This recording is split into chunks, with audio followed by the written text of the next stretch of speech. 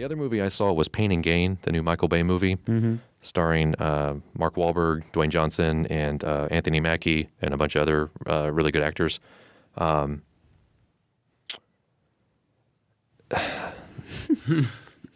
There's a lot to like about the movie, but there's a lot to sort of wince at the same time. I did a little research. Michael Bay does not know how to make a short movie. Yeah. I can't imagine that there was anything left on the cutting room floor of this movie. The movie didn't know how to end. It was one of those movies where it was like, okay, now, now that's there. Okay. Oh, now you're doing this now. And it always wanted to remind you that it was based on a true story. It kept doing that. It actually literally had a title card that said like a third left of the movie. It was like, yeah, this is still a true story. And it's like, oh, okay. And it actually plays, that particular title card really plays. Yeah. But it's kind of like, okay, you don't need to keep beating it over my head. I mean, was there anything else in the movie that sort of, was it like playful and fun like that? Yeah, no, it was like breaking the fourth wall, that sort of thing? Or it didn't really break the fourth wall, but it certainly was doing things that implied that it was satirical. It was very satirical at times, but at some point in the movie, it sort of becomes so violent that you feel bad for laughing at the satire because people are dying and losing their lives, and you're just kind of like, in like really bad ways, not just like traditional like explosion, like wide shot Michael Bay, like particularly grotesque ways of dying. It's kind of a crude movie, and it never sold itself as that, which was kind of surprising to me and the people I was watching it with. I will say, and I keep saying this, and I'm convinced it's going to happen, Dwayne Johnson steals this movie. He is amazing in this movie. Not your traditional action star. And of course, it's about weightlifting, and it's actually not, it's not a lot about that. It's sort of structured on that, but Dwayne Johnson plays this very,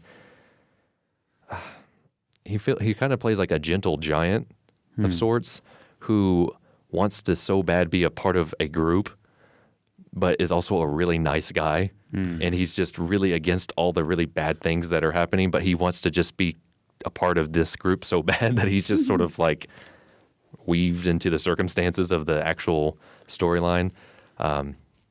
So he's kind of like, he's kind of dumb, but he's not at the same time. It's really kind of interesting how he plays it. And it's really funny. I thought his character was really funny throughout the whole movie. And he has some really good lines.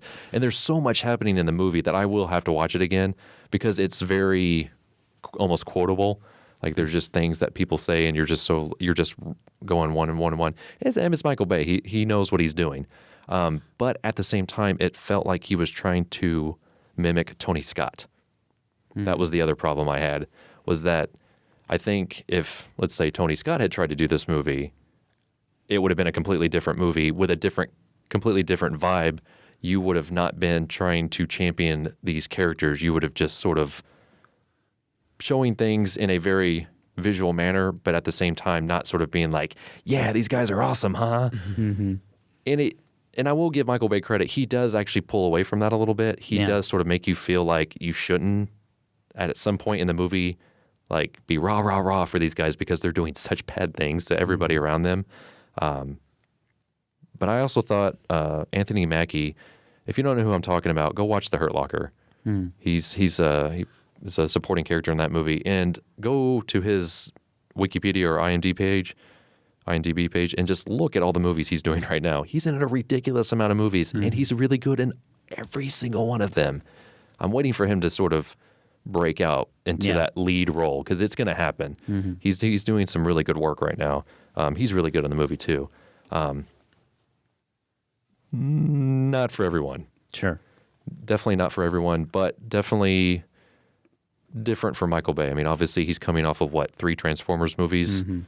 He did something in between, I think. He's produced a lot of stuff. I mean, really it was, he did The Island, and then he did all the Transformers movies. And then he did this one.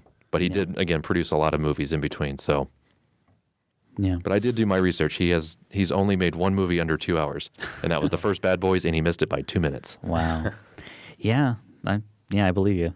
So it was one of those movies where it just needed some editing, I think. It would have really helped, especially in the last third. Yeah. But if you were intrigued by it, just keep in mind what I've said about it. Yeah. It's not for everyone, and enjoy it. Sure. I did. I mean, I did enjoy it, and I'm coming. I just saw it last night, so I'm still, I think, processing some of it, and I will see it again. I think it's Yeah. worth it.